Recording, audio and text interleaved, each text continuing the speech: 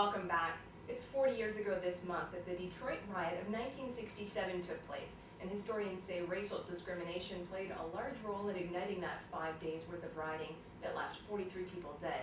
Coincidentally, this week, the National Association for the Advancement of Colored People held its annual conference in Detroit. The NAACP's mission is to eliminate racial hatred and racial discrimination. My next two guests participated in the meeting. David Merritt and Dr. Salma Rashid are also co-authors of a book on race relations. It's called 20th Century American Struggle, 21st Century Hope. And welcome to you both. Thank you, Allison. Now I'll start with you, David. What do you see is the state of race relations in the United States right now? Well, a good barometer would be the current presidential candidacy that's occurring in the United States and the outcome which we predict.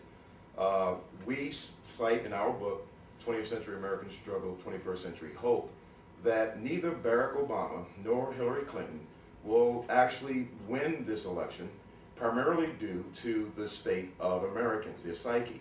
And unless Americans become physically blind and women were allowed to wear voice box, which artificially made them sound as if they were men, Americans will not vote neither African American nor a woman into the presidential office. And that's the kind of barometer, but you can look across the river here from Windsor, and you'll see that Detroit, that's also a barometer.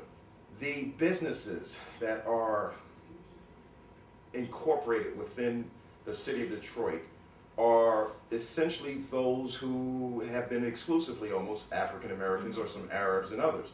European American businessmen have not put their dollars into this community.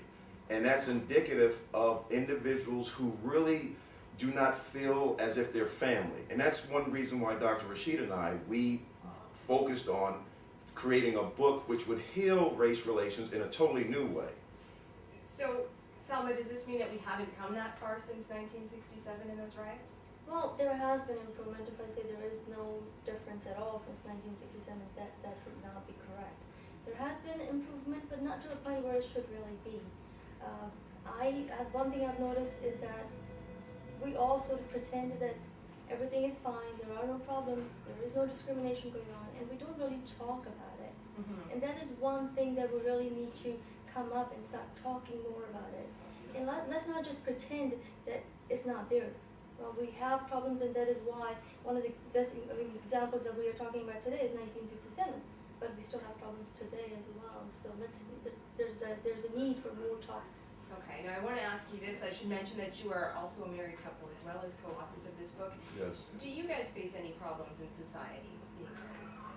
Well, I wouldn't say like into problems because it's just a level of comfort. That's one thing. That's one way I look at it. A lot of people, we have stereotypes. We have our own preconceived notions. And having people from different countries, different color groups, different religions does not fit into everybody's own stereotypes or preconceived notions. So you're breaking into a new category here. So what kind of reaction? Well, you have people who will say, oh, well, you're from Pakistan, meaning Salma. I'm from America. So automatically they say, well, she's a Muslim, I'm a Christian. And you guys aren't supposed to be together. So you have some individuals who will react in a negative. Many individuals, they see it as a positive. Because we ourselves, as we collaborated on writing a book which actually calls on Americans to heal in a way that would be fundamental to making their relations with others healthy.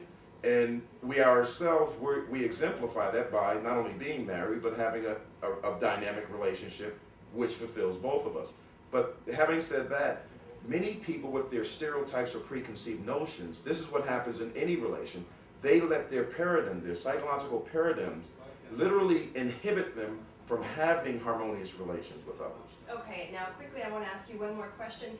How do we improve? How do we get even further? Well, I'm going to tell you, one of the things, we spent 9 years developing this book, and the book itself is designed to give people the tools for overcoming a lot of their own preconceived notions. Can you mention just a couple of those tools quickly? Well, for instance, the workshops that we do are called Insight Beyond Sight. We take African Americans, European Americans, we take Indians, Native Americans, Asians, we put hundreds of them in a room, and we take them through a series of exercises which gives each individual an experience which shows them what their preconceived notions are or their stereotypes about others. So you have to recognize them. Right, and then once we get them to experience their own stereotypes about others, we're then able to actually create the opportunity for them to eradicate this stuff out of their head. Okay, Well, one excellent. just to add would be, when we expect change, the place where it needs to start with is yourself. So think about it. And you have to be proactive. You can't be passive. Just like an athlete, they have to exercise to perform well. To have a good, healthy relation, you need the tools and you need to exercise. And that's what we're really about. All right, well, thanks very much for talking to us today. Thank you for having us. We have to take another quick break. When we come back, a look at today's national and international news.